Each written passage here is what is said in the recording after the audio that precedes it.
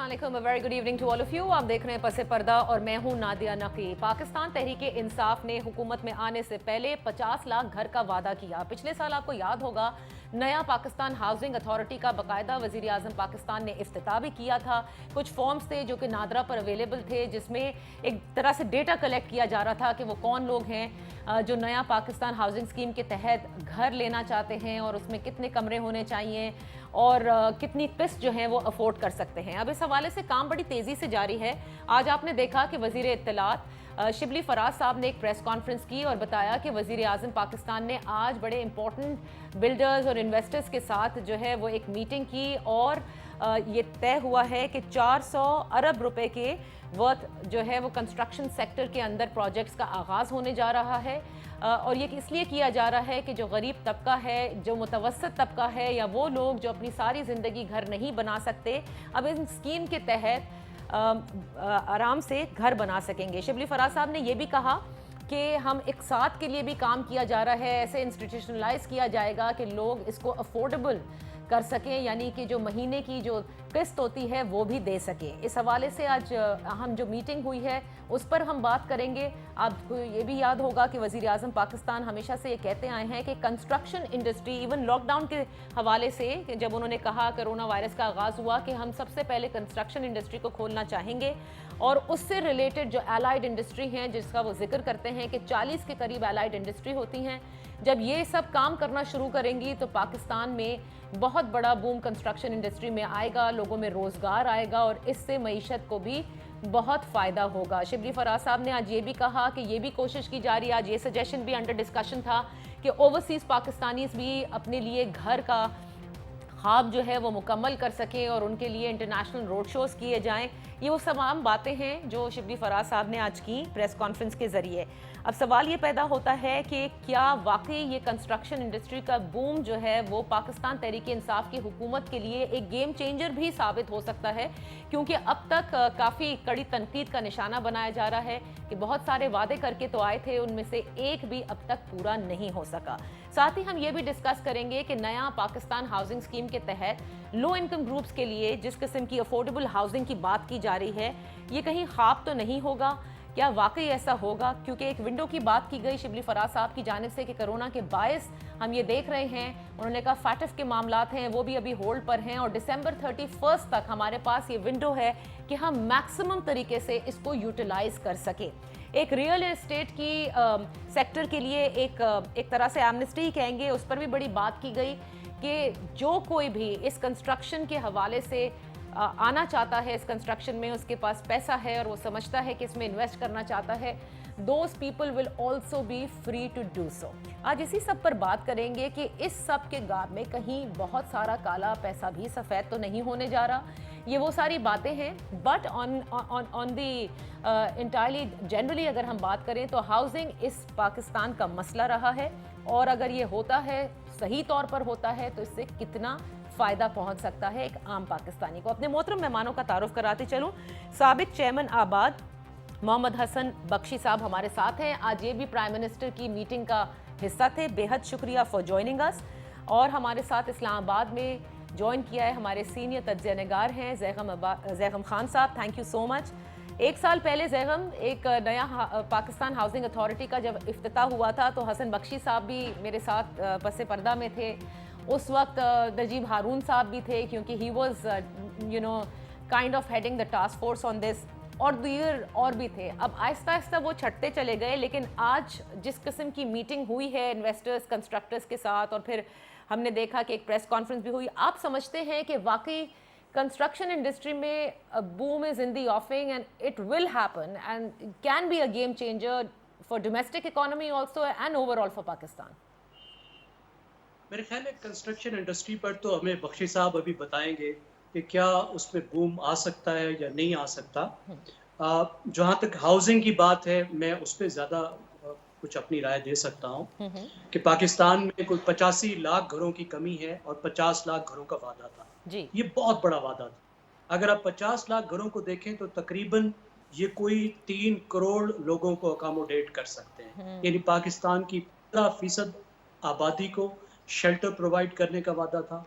कुछ 60-70% जो घरों की हमारी कमी है उसको पूरा करने का वादा था। और हर साल पाकिस्तान में एक एस्टिमेट है कि 3.5 लाख घर नए चाहिए होते हैं, 1.5 लाख अवेलेबल होते हैं और 2 लाख घरों की कमी हर साल पूरी होती है। सही। तो इस वक्त प्रॉमिस क्या है? अब इस कॉन्टेक्स्ट में आपकी बात का शायद जवाब निकल सके कि बूम होगा या नहीं होगा। तो इस सिलसिले में जो हमें पिछले साल जब ये गुफ्तगू हो रही थी, जब आप जिसका आप हवाला दे रही हैं, तो उस वक्त बात हो रही थी, अनिल मुशर्रफ साहब का बहुत नाम आता था सही। कि वो आएंगे और घर बना देंगे, 50 लाख घर बना देंगे। और अनिल मुशर्रफ साहब ने एक फिगर कोट की थी 180 बिलियन डॉलर की, जी। कि 50 लाख घरों के लिए चाहिए होगी। और 180 बिलियन डॉलर बनता है 3,000 अरब रुपया। उफ। तो इस वक्त जी, तो इस वक्त हुकूमत ने जो सब्सिडी रखी है वो है कोई 30 अरब रुपए। बिल्कुल सही। और ये सब्सिडी वो ये कह रहे हैं, अब आपको फिगर में अगर कोई है कमी तो वो बख्शी साहब दुरुस्ती फरमा देंगे, कि इसमें 30 अरब रुपए में 1 लाख घरों को जो उनकी अदायगी है उसमें उनको सब्सिडाइज किया जाएगा, यानी बैंक से जो वो पैसे लेंगे सही। उसमें मॉर्टगेज में उनको सब्सिडाइज किया जाएगा। स्टिल चले, अच्छी बात है, ये भी अच्छी बात है। और जो दूसरी मराहत अगर बिल्डर्स को मिली हैं, बहुत सारी मराहत मिली है, उसमें ब्लैक पैसे को वाइडन करने की बात है। अभी तक जो हमारा ब्लैक मनी है वो प्लाटों में आके छुपता रहा है। प्लाटों की बजाय चलो अगर कंस्ट्रक्शन में आ जाए तो वो भी एक डेवलपमेंट चले होगी। इसके अलावा क्या मराहत आज वादा किया गया है? ये इस पे हाँ बख्शी बख्शी साहब से बता। पूछ रहे थे, ये जो मराहत का जिक्र किया जरा आगे चल के इस पर मैं जरूर बात करना चाहूंगी जैखम, क्योंकि दुनिया भर में हमने देखा है कि जब आप किसी भी अनडिक्लेयर्ड मनी को, उसे आप चले काला पैसा एक आम इस्तेलाह में कहते हैं, उसको जब कहते हैं कि अब ये टाइम आ गया आप इसमें इन्वेस्ट कर लें, वाइट कर लें, तो कुछ फीसद जरूर लिया जाता है। यहाँ ऐसा कुछ नहीं किया जा रहा। यहाँ बस ये आप बस आएं और आकर इन्वेस्ट करें। इससे कितना करप्शन का बाजार ओपन हो सकता है इस पर बात करूंगी later. But coming back to the meeting today with prime minister of Pakistan, Bakshi साहब ये फरमाइएगा कि उसमें बिल्डर्स भी थे और कंस्ट्रक्शन इंडस्ट्री के हवाले से क्या इंसेंटिव्स प्राइम मिनिस्टर दे रहे हैं जो आप समझते हैं कि अब तक तारीख में आप लोगों को नहीं दिए गए? बिस्मिल्लाहिर्रहमानिर्रहीम। नादिया, आपका बहुत शुक्रिया। देखिए, जो प्राइम मिनिस्टर इमरान खान साहब की गवर्नमेंट फोकस्ड है हाउसिंग के सिलसिले में, मैं नहीं समझता कि पिछले 50 साल में कोई गवर्नमेंट इतनी फोकस्ड पाकिस्तान में रही है। इंसेंटिव की बात मैं बाद में करूंगा, मैं आपको हाउ थिंग्स आर मूविंग ये आपको शेयर करूं। ठीक है। प्राइम मिनिस्टर साहब ने एक कमेटी बनाई है, कंस्ट्रक्शन कोऑर्डिनेशन कमेटी, और जिसकी मीटिंग हफ्ते में 2 बार होगी, और उसकी एक मीटिंग को प्राइम मिनिस्टर शेयर करेंगे। यानी अगर इस हफ्ते मैंने कोई इम्पेडिमेंट्स बताए और उस मीटिंग में तमाम सेक्रेटरीज होते हैं, तमाम ये जो प्रोविंशियल इदारे साथ होते हैं, अगर मैंने कोई इम्पीडियंट्स बताए तो वो अगले हफ्ते उन्होंने दूर करने हैं। अगर दूर कर नहीं सके तो बताना है रीजन क्या है। अगर कोई लीगल हिच है, कोई इशू है, तो एक अलग बात है, वरना वो काम होना चाहिए। देखिए, जब फॉलोअप इस किस्म का होगा तो कोई भी इदारा पाकिस्तान में, जो एक यूजुअल एक हमारा मिजाज बन गया है कि कोई काम को थ्रू करना नहीं, एक ब्यूरोक्रेसी की मेज में आके चीजें फंस जाती हैं और वो चलती नहीं। पहले क्या होता था, प्राइम मिनिस्टर मीटिंग हाउसिंग पे करते थे 2-3 साल में एक बार। अब फोकस का लेवल ये है कि हफ्ते में 2 मीटिंग होगी, जिसमें एक मीटिंग प्राइम मिनिस्टर चेयर करेंगे। तो हम समझते हैं कि इम्पेडिमेंट्स खत्म हो जाएंगे। इम्पेडिमेंट्स हैं। अच्छा, अब जी, अब आते हैं जरा इंसेंटिव्स की तरफ कि क्या इस लो हाउसिंग के लिए क्या बिल्डर्स को ये कहा गया है कि आपको हम सस्ती जमीन देंगे ताकि आप लो इनकम ग्रुप्स के लिए सस्ते मकानात बना सकें?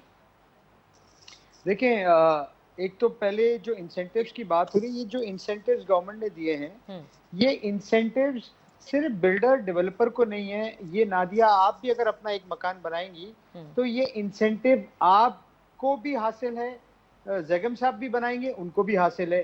तो ये कोई खास कम्युनिटी या बिल्डर कम्युनिटी को नहीं है, सारे पाकिस्तानियों को है और सारे एक्सपेट्रिएट पाकिस्तानियों को भी है। सही। अच्छा, अब ये सवाल आया कि ये जो लो कॉस्ट हाउसिंग बनेंगे, इसमें 2 किस्म की प्लानिंग हो रही है। एक बनेगा ये गवर्नमेंट लैंड पे, जिसमें गवर्नमेंट अपना लैंड सब्सिडाइज रेट पे देगी ओके और उस पे बिल्डर्स एंड डेवलपर्स काम करेगी, और वो लैंड सब्सिडाइज रेट पे बिल्डर डेवलपर को नहीं देगी, वो एंड कंज्यूमर को देगी। और अच्छा एक होगा मैं जो प्राइवेट अपने लैंड पे काम करना चाहता हूँ, जैसे मैं गवर्नमेंट के लैंड का मॉडल बताऊं, बड़ा इंटरेस्टिंग मॉडल है। एक मॉडल पे हम काम कर रहे हैं जिसमें तकरीबन मकान की कीमत बन रही है 650 स्क्वायर फुट का मकान, 80 गज पे मकान, जमीन के साथ 17.5 लाख। अच्छा खरीदार वो होंगे जो नादरा में अपने आप को रजिस्टर कर चुके हैं पोर्टल पे, ओके उनमें बैलेट होगा। उन्होंने 10% डाउन पेमेंट करनी है, यानी 85,000 रुपए 5% अभी देने हैं और 5% किस्तों में देने हैं। 3 लाख रुपए फी आदमी गवर्नमेंट उनके अकाउंट में उनके बैंक अकाउंट में क्रेडिट कर देगी जहां से उनकी फाइनेंसिंग हो रही है। ये तकरीबन 4,85,000 रुपए हो गए।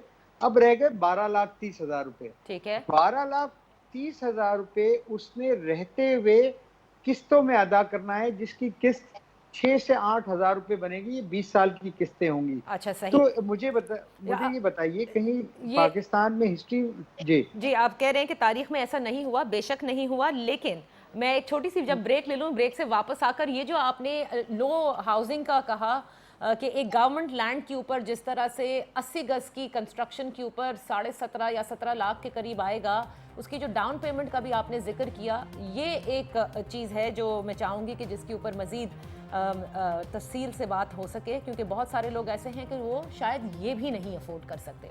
Let's take a break, break से वापस आते हैं। जैगम से पूछते हैं कि अब तक ये इंसेंटिव जो है वो कहते हैं बिल्डर डेवलपर के लिए नहीं बल्कि पूरे पाकिस्तानियों के लिए भी हैं कि अगर आप और मैं घर बनाना चाहें तो हम भी ये इंसेंटिव्स अवेल कर सकते हैं। Let's take a break.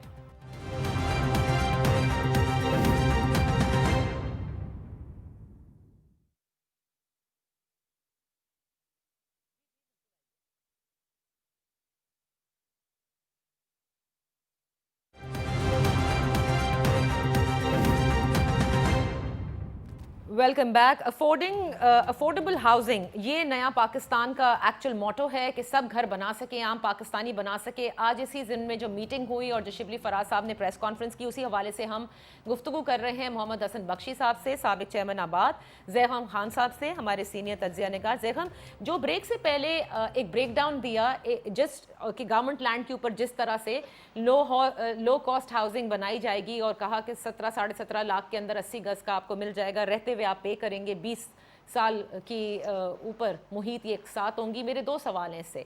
एक, डाउन पेमेंट के हवाले से आपको पता है कि बड़ा मुश्किल होता है लोग जब जाते हैं होम फाइनेंसिंग में। सेकंड चीज़ मेरी ये है, हमारे यहाँ पाकिस्तान में तसलसल पॉलिसीज़ में नहीं रहता, जब हुकूमत बदलती है चीज़ें सब बदल जाती हैं। लोगों के लिए ये बहुत बड़ा सवाल होगा whether to go into this और नॉट, कि 20 साल आगे किसने देखे हैं, अगर ये सब तब्दील हो जाए तो फिर क्या होगा?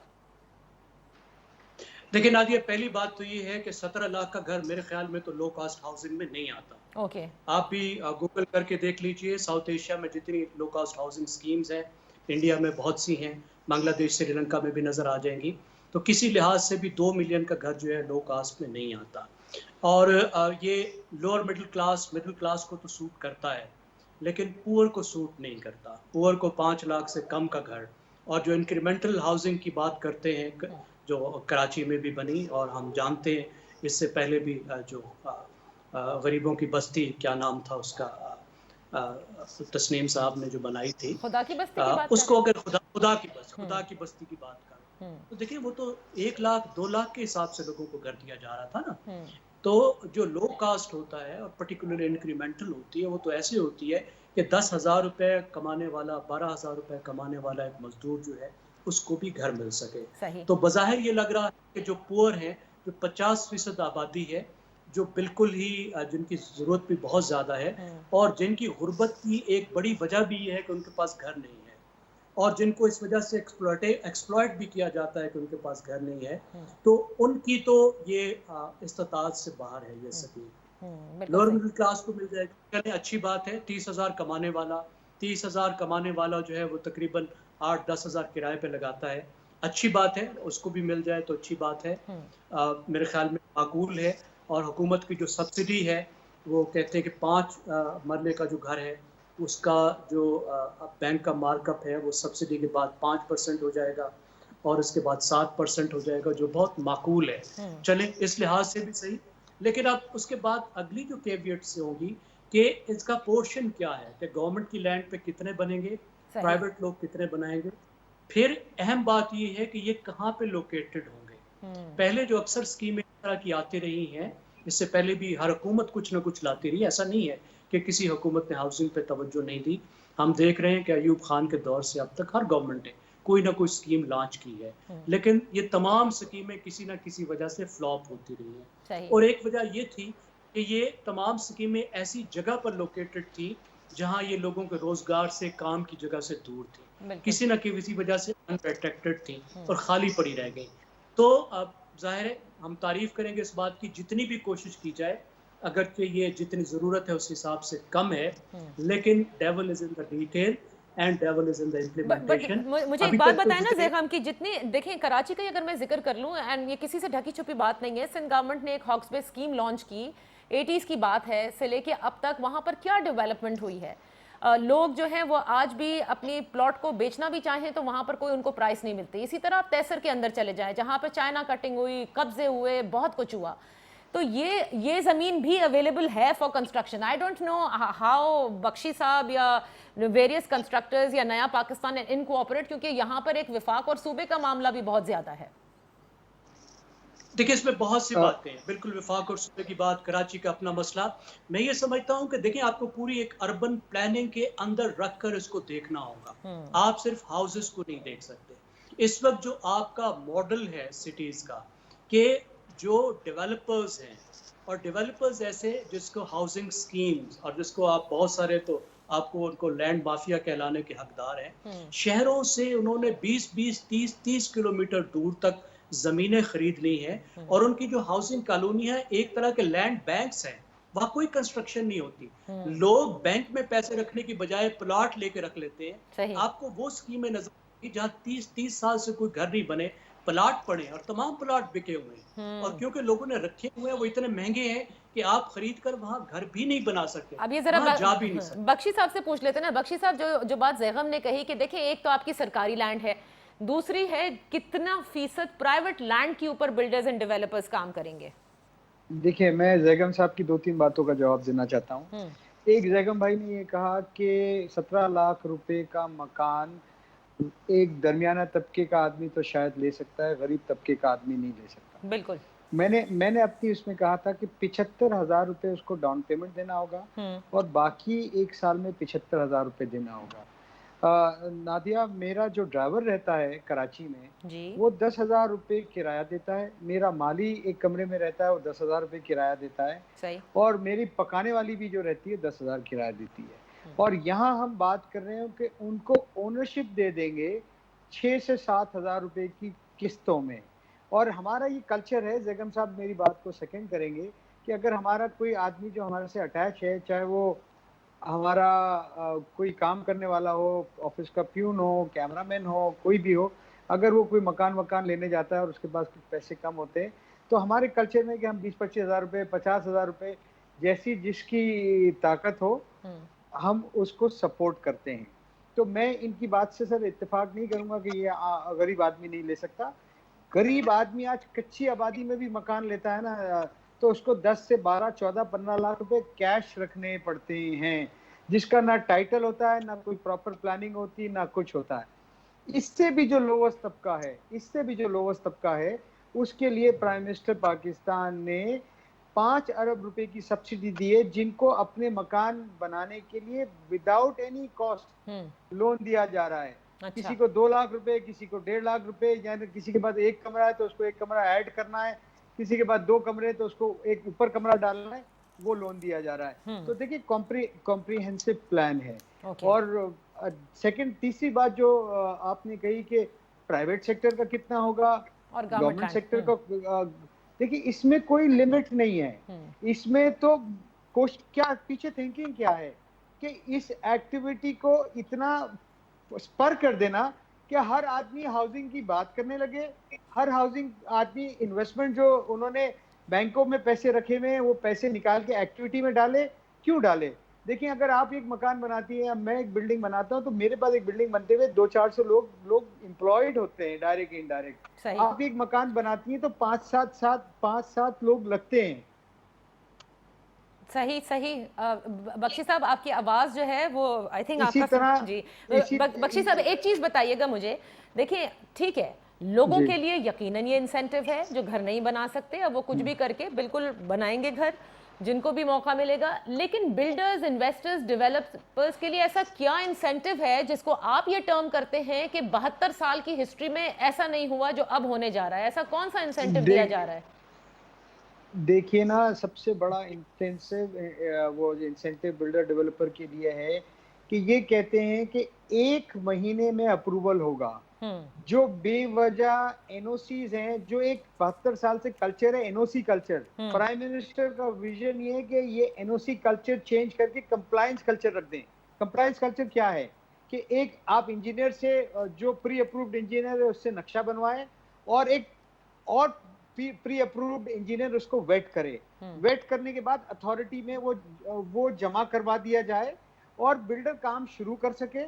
और अगर कोई वायलेशन करे और वो इंजीनियर रिपोर्ट नहीं करे तो उसका भी लाइसेंस कैंसिल हो, बिल्डर का भी लाइसेंस कैंसिल हो। आज तक जो देखिए, हाउसिंग में एक प्राइस बढ़ने की वजह यह है, इतनी एनओसीज, इतने अप्रूवल में टाइम लगता है। डिमांड एंड सप्लाई का गेम है ना। ठीक है। चीज पहुंच बनने तक और डिलीवर होने तक इतनी महंगी हो जाती है कि देखिए, प्रोफेशनल आप जैसे लोगों के जो मेहनत से, ईमानदारी से, अपनी काबिलियत से कमाते हैं, उनके लिए घर तो एक ख्वाब हो गया आज। ओके, अब ये आज देखिए एक बड़ी इंपॉर्टेंट बात इससे निकली है। Before I take a break, I am not talking about those builders and developers जो कि आपके यहाँ रजिस्टर्ड हैं, बिकॉज इस पे हमने बड़ी बात की है बख्शी साहब से कि आबाद में जितने भी हैं वो टैक्स भी देते हैं, उनके सारे नंबर्स भी हैं, and they are good builders and developers. हमने ये देखा था जैगम और कराची में एक गोस्ट टाउन पूरा डेवलप होना शुरू हो गया था, बिल्डिंग दर बिल्डिंग दर बिल्डिंग खाली पड़ी है अभी भी। लोगों ने पार्क की अपनी मनी इसके अंदर, हर कोई बिल्डर बना, हर कोई डेवलपर बना। क्या ये भी देखना होगा प्राइम मिनिस्टर को, बिकॉज उन्होंने इनवाइट तो कर लिया है सबको कि आए अपना पैसा इसमें लगा दें, बट वो जो कि एक्चुअल बिल्डर और डेवलपर है उसी को इजाजत दी जाए, वरना again we are going to see these ghost towns being developed. Ji Jaywant ji बिल्कुल, आप जी बिल्कुल ठीक कह रही हैं। इसीलिए मैं ये अर्ज कर रहा था कि आपको अर्बन प्लानिंग के पैराडाइम में सबको रखना होगा। हमारा मसला ये है कि हम जो है वो दरख्तों को देखते हैं तो फिर पूरे जंगल को नहीं देखते। आपको पूरे जंगल को भी देखना होगा कि आपकी कराची की प्लानिंग क्या है, आपने कराची के बारे में क्या सोचा है। जहाँ पे आपने मंजूरी दी है इन बिल्डिंग्स की, क्या वहाँ आपने ये इंश्योर किया है कि वहाँ आप पानी की सप्लाई भी देंगे? क्या वहाँ आप ट्रांसपोर्ट की ज़रूरतें जो हैं वो भी पूरी करेंगे? लोगों के लिए इस तरह का वो अट्रैक्टिव बनाएंगे कि वहाँ लोग रह भी सकें। तो जब तक आप अर्बन प्लानिंग के टर्म में नहीं देखेंगे, और कराची में ये हाल है और बाकी पाकिस्तान में ये हाल है कि खाली प्लाट जो है वो बिखरे पड़े हैं, मील हाँ मील। तो हमें पूरी एक अर्बन प्लानिंग और टाउन प्लानिंग के पैराडाइम की तरफ जाना होगा। और ये जो तरीका कार है कि ज़मीनों में आपका जो है वो पैसा दफन हो, या अनइनहैबिटेड हाउसेज में, ये गोस्ट टाउन्स में आपका पैसा छुपा हो, ये बिल्कुल ठीक नहीं है। और इसको रोकने के लिए कंप्लायंस को भी लाना होगा, और जो जेन्युइन बिल्डर्स हैं जिनकी कोई अच्छी तारीख है उनको भी एनकरेज करना होगा और इंसेंटिवाइज करना होगा। ओके, मैं एक छोटी सी ब्रेक लेती हूँ। जब ब्रेक से वापस आएंगे, बख्शी साहब बेहतर जानते हैं क्योंकि ना सिर्फ कराची को बहुत अच्छी तरह समझते हैं और ये भी समझते हैं कि कौन कौन जो कि ज़िंदगी में शायद बिल्डर भी नहीं था, उसने अपने पैसे को किस तरह से बिल्डिंग्स खड़ी की। छोटे छोटे शोरूम्स थे, वहाँ अब सब बिल्डिंग्स बन गई और वो खाली पड़ी हैं। ये एक और तरीका था जिसको आपने काले पैसे को सफ़ेद किया था। इस पर किसी किस्म की होम फाइनेंसिंग भी नहीं की जा सकती, कुछ भी नहीं किया जा सकता, and you can still see them empty. पूरे पाकिस्तान की यहाँ पर बात हो रही है। क्या बिल्डर्स, डेवलपर्स जो होंगे उनकी बाकायदा एक अप्रूव्ड लिस्ट होगी जो इसका हिस्सा बन सकेंगे? ये बात कर लेते हैं right after this very short break.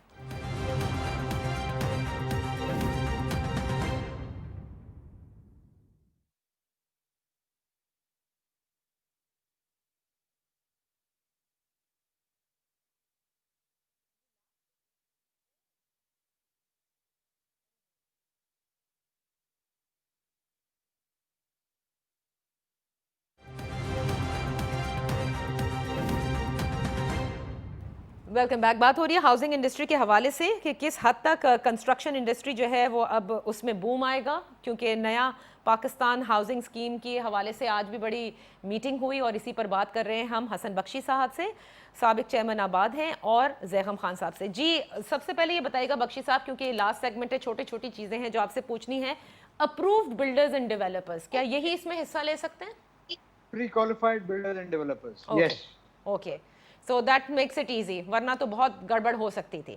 अब मैं जरा क्विक सवाल जैगम आपसे ये करना चाहूंगी, क्या आप समझते हैं दुनिया में ठीक है एमनेस्टी हमारी यहाँ बड़ी आती हैं, दी जाती हैं, लेकिन कहीं से भी आप लाके पैसा अगर इसमें लगाना चाह रहे हैं, क्या आपको नहीं लगता कि कुछ % तो हुकूमत को लेना चाहिए था?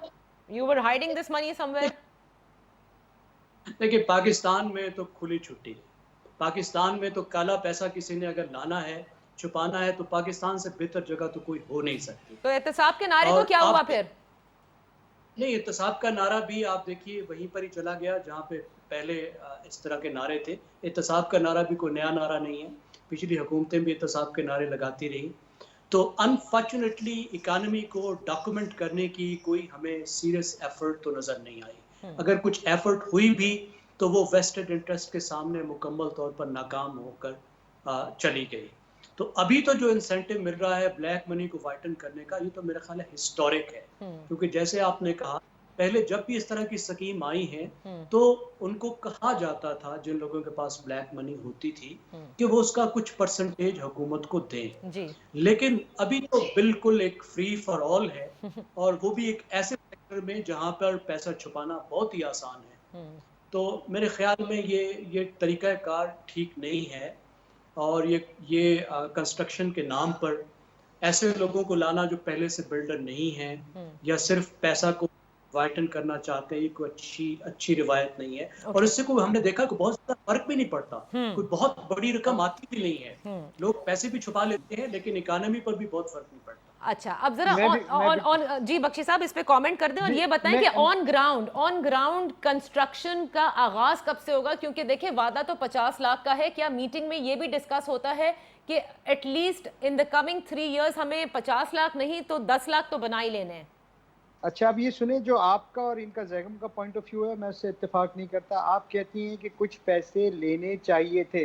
आज से पहले जितनी भी एमनेस्टीज आई उसमें 2%, 5%, 6% पैसे लिए गए, पर वो पैसे जो आपने डिक्लेयर की, जमीन डिक्लेयर की, उस पे ना आपको इस्तेमाल, आपने बैंक में रखे रहे, स्विस बैंक में रखे रहे या कराची के बैंक में रखे रहे या वो जमीन पड़ी रही।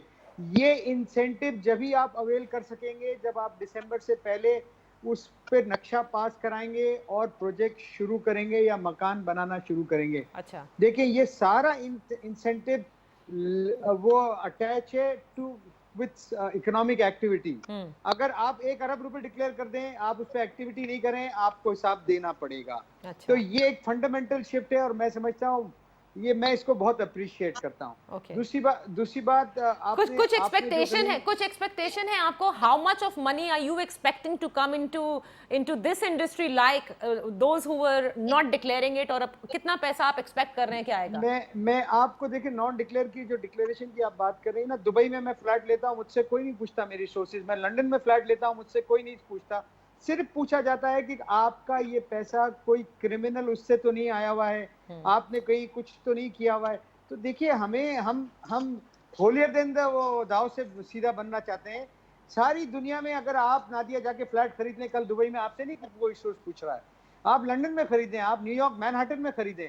हम समझते हैं कि हम तो इतने, मतलब हम ये क्या कह रहे हैं कि देखें, काम में लाए पैसा, जो भी लगाना चाहे, whoever it may be from Pakistan, expatriate Pakistani या दुनिया का इन्वेस्टर, पाकिस्तान में पैसा लगाएं, काम करें, लोगों को रोजगार दें, उसमें टैक्स दें, तो आपसे आपकी सोर्सेज नहीं पूछी जाएंगी उस हद तक जब तक ये पैसा ये प्रूव नहीं हो जाए कि किसी क्रिमिनल उससे लाया गया है। ये पैसा कोई ड्रग्स से लाया गया है, कोई रिश्वत से लाया गया है। Numbers quickly, I will come to the numbers. देखिए प्राइम मिनिस्टर ने टारगेट 5 मिलियन मकान का किया है, which seems to be very difficult, क्योंकि 2 साल तो लग गए चीजों को सीधा करने में। ठीक है, अभी भी ये जो अब इन्होंने इनिशिएटिव लिया हर हफ्ते मीटिंग का, अब मैं ये समझता हूँ नेक्स्ट 2 महीने में चीजें, बहुत सारी चीजें, पॉलिसी चीजें आ गई हैं, अब उस पर काम होना शुरू हो जाएगा। सही है। जैसे काम होना शुरू हो जाएगा मैडम, कराची में 100, 150, 200 प्रोजेक्ट आपको नजर आएंगे जिस पे पहली बार फाइनेंसिंग अवेलेबल होगी। ये तो जो कराची आप में होंगे, मैं ओवरऑल पाकिस्तान की बात कर रही हूँ कि अंदाजन प्राइम मिनिस्टर कहते होंगे, even he is being realistic, I am sure he understands कि 50 लाख तो नहीं हो सकते ना। देखिए, I would not like to quote the numbers, but yes, momentum बन जाएगा। नंबर्स प्राइवेट सेक्टर से भी आएंगे और ये गवर्नमेंट नैपडा जिसको कहते हैं, नया पाकिस्तान हाउसिंग डेवलपमेंट अथॉरिटी से भी आएंगे। और आज प्राइम मिनिस्टर ने एक और बात बहुत अच्छी मेरी मानी है, मेरी रिक्वेस्ट थी कि आप हमें अलाउ करें कि इतना अच्छा आपने प्रोडक्ट डेवलप किया, हम मॉडल रोड शोज करें दुनिया में जहां पाकिस्तानी हैं, जहां पर इन्वेस्टर्स मौजूद हैं। Okay, we'll sell this product, we'll get money for Pakistan, अच्छा, and we'll work on international standards. ये बहुत अच्छी बात है कि एक ये इंटरनेशनल स्टैंडर्ड्स की बहुत अच्छी बात है, because we have seen the kind of construction some of the people have been doing in this city कि इंसान कानों को हाथ लगाता है कि अब गिरे और तब गिरे। हैविंग सेड दैट, ये फिगर जल्दी से कोट करें before I come to Zaigham, regarding आपका कोई एक्सपेक्टेशन होगी, come on now, you have been living in this city, in this business, कितने आप समझते हैं पैसा जो कि अनडिक्लेयर्ड था वो आ जाएगा इसी मद में के लोग कंस्ट्रक्शन करना चाहते हैं? मैं तो ये समझता हूँ कि अगर हमने दुनिया में रोड शोज प्रॉपर कर लिए और अपना प्रोडक्ट सेल कर दिया, अपना प्रोडक्ट मतलब गवर्नमेंट का प्रोडक्ट कह रहा हूँ मैं, मेरा नहीं, तो we can net in billions of dollars, I am not talking in millions but billions of dollar. हमने राइट फोरम पे जाके अपना प्रोडक्ट सेल करना है सही तरीके से। अच्छा, सही। इस वक्त दुनिया बैंक अब मैं जरा, क्योंकि लास्ट मिनट रहते हैं, आपने सही कहा कि इंटरनेशनली जाना चाहते हैं, Zaigham very quickly you will have to wind this up. ये मुझे बताइएगा कि आपको याद होगा, there was one article I had read, इस पर बख्शी साहब के साथ बड़ी बहस भी हुई थी उस वक्त मेरी। 7 trillion money is parked in the real estate of Pakistan which is undeclared. ये मुझे आज तक याद रहेगा। ये 7 ट्रिलियन तो कम से कम आ ही जाएंगे। देखिए, पहले तो मैं थोड़ा सा इख्तलाफ करूंगा बख्शी साहब से। देखिए, बरतानिया में इनएक्सप्लेन्ड वेल्थ एक्ट है जो आ चुका है कि अगर आप अपनी दौलत को एक्सप्लेन नहीं कर पाते तो वो दौलत हुकूमत ले लेती है। उसी कानून के तहत पाकिस्तान के एक बिजनेस टाइकून की अरबों रुपए की जायदाद बरतानवी हुकूमत जब्त करके हुकूमत पाकिस्तान को दे चुकी है, आपको हमें मालूम है। और पूरी दुनिया जो थोड़े भी तरक्की याफ्ता हैं, वहां पे अगर आप टैक्स नहीं देते, क्राइम को छोड़िए, अगर टैक्स आपने नहीं दिया किसी दौलत पर, तो वो दौलत जो है वो क्राइम की दौलत समझी जाती है। और पाकिस्तान में तो आप खैर, अब बात ही क्या है, पैसे आ जाएंगे एक तो बात है, फिर दूसरी बात मैं बख्शी साहब से इस बात से भी इख्तलाफ करता हूँ कि रोड शो करके आप इस प्रोडक्ट को बेचें। ये प्रोडक्ट इन्वेस्टमेंट की प्रोडक्ट नहीं है, ये बाहर के लोगों को बेचने की प्रोडक्ट नहीं है, ये गरीब लोगों को हाउसिंग देने की प्रोडक्ट है। और हम जितना नीचे देख सकें, हमें उतना नीचे देखने की जरूरत है। हमें उन 85 लाख घरों को देखने की जरूरत है जहां जो लोगों को चाहिए, और करोड़ों लोग जो बेकार हैं उनको देखने की जरूरत है। Thank you so much for being with us. I think road show का मकसद, क्योंकि वक्त खत्म हो गया, बख्शी साहब इस पे और तफसील से बात करेंगे कि आपका मकसद ये था कि ओवरसीज पाकिस्तानीज जो हमारी लेबर क्लास है, आप उनके लिए करना चाह रहे हैं, क्योंकि ये बात भी बिल्कुल ज़ैकम की सही है कि हमें ये पाकिस्तान के लिए है, पाकिस्तान की हाउसिंग स्कीम, वो भी affordable housing scheme, specially for low income groups, then why do we need to go outside. बहरहाल, अगर ये वाकई होता है कि कंस्ट्रक्शन इंडस्ट्री में बूम आता है, इसमें तो कोई शुबा नहीं कि जो इससे एलाइड इंडस्ट्रीज होती हैं और इवन कंस्ट्रक्शन होती है, बहुत ज़्यादा रोज़गार जो है वो इससे बनता है। कुछ दिन ज़रा गुजरे और ऑन ग्राउंड जब ये चीज़ें आएँ, जैसे कि बख्शी साहब ने कहा कि आप 100-150 से ज़ायद प्रोजेक्ट तो सिर्फ इस शहर में देखेंगी जो कि लॉन्च हो जाएंगे, जिसमें होम फाइनेंसिंग मिल सकेगी। फिर ज़रा आगे चल के बात करेंगे, ज़ैकम से भी बात करेंगे इसी हवाले से, बिकॉज जब बात आती है मईशत की कि किस चीज़ से मईशत का पहिया चलता है, तो क्या ये पाकिस्तान तहरीक इंसाफ की हुकूमत के लिए एक परफॉर्मेंस के लिए, उनकी पॉपुलैरिटी में, उनके लिए ये सबसे मस्बत साबित होगा, क्योंकि अब तक तो काफ़ी तनकीद हो चुकी है कि परफॉर्मेंस या वादे जो हैं वो पूरे नहीं हुए थे। इजाज़त दीजिए, इंशाल्लाह फिर आपकी खिदमत में हाजिर होंगे। अपना ख्याल रखिएगा। अल्लाह हाफ़िज़।